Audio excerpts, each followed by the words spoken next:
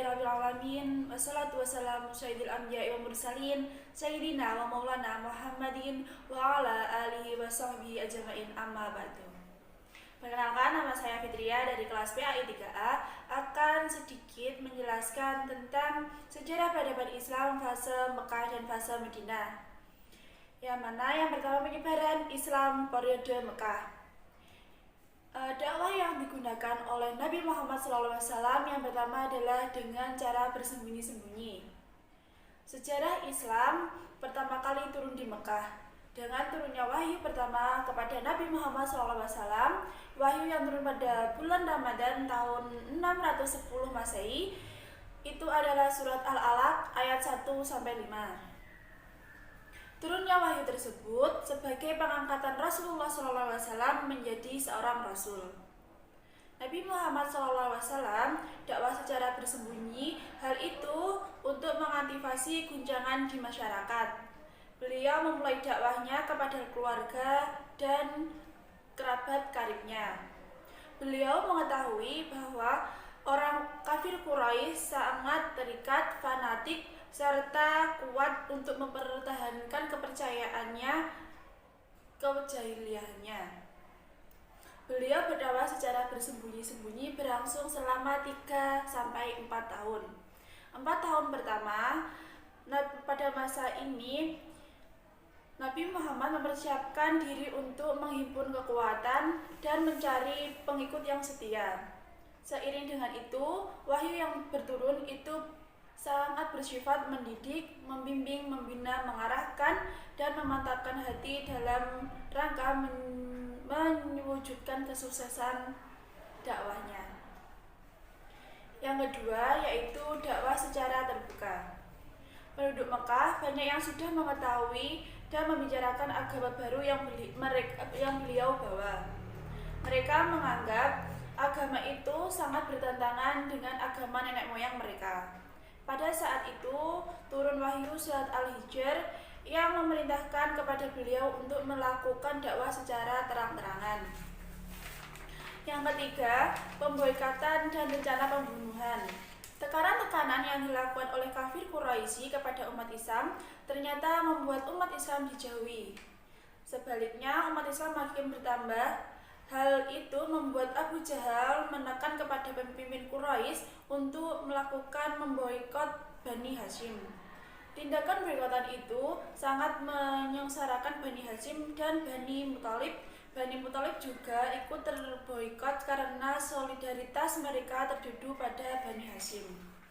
Yang keempat, adanya hijrah ke Habsyi. Setelah pemboikotan berakhir, Abu Thalib meninggal dan kepemimpinan Bani Hashim beralih kepada Abu Lahab, yang mana tekanan terhadap Nabi Muhammad SAW dan para pengikutnya makin bertambah kejam. Hal ini membuat Nabi Muhammad SAW merasa kasihan terhadap para pengikutnya. Beliau memerintahkan untuk berhijrah ke Habsyi pada tahun 615 Masehi atau tahun kelima dari kenabian. Yang kelima yaitu misi ke Taif. Banyaknya perlakuan kasar kaum kafir Quraisy kepada Nabi Muhammad SAW beserta pengikutnya, semua itu tidak menjadikan beliau mundur untuk berdakwah. Beliau mencoba berdakwah ke Taif, sebuah kota di Hijaz yang terletak di sebelah tenggara Mekah. Yang keenam, respon masyarakat Yastrib. Ketika musim haji tiba, Nabi Muhammad SAW menggunakannya untuk menyampaikan dakwah kepada jamaah haji yang datang dari seluruh penjuru Arab. Di antara mereka terdapat orang-orang Yastrib dan suku Aus serta suku Khazraj. Yang ketujuh, perjanjian Aqabah 1, yang mana pada perjanjian Aqabah ini ada 6 pokok persoalan penting yang menjadi sumpah setia dalam Baiat Aqabah 1. Yang ke-8 yaitu perjanjian Aqabah 2. Nabi Muhammad SAW tersenyum mendengar pernyataan para kaumnya dan berkata, Saya berjanji akan berperang dengan siapapun yang kamu perangi dan damai dengan siapapun yang kamu damai. Yang kedua yaitu penyebaran Islam periode Madinah. Setelah terjadinya Baiat Aqabah kedua, Rasulullah menyuruh umat Islam berhijrah ke Yatsrib secara sembunyi-sembunyi agar tidak diketahui oleh orang kafir. Beliau pun akhirnya menyusul hijrah. Di Madinah, Nabi Muhammad SAW segera meletakkan dasar kehidupan yang kukuh bagi pembentukan masyarakat yang baru. Di samping kaum Muhajirin, Ansor, yaitu model yang paling utama yang dimiliki oleh Nabi Muhammad SAW adalah Islam yang bersumber pada wahyu yang ada dalam Al-Quran. Di dalam terkandung ajaran akidah yang tertinggi dan sempurna sehingga menyatukan manusia di bawah satu bendera. Setelah mendirikan masjid, Nabi Muhammad SAW membina persatuan dan kesatuan umat Islam.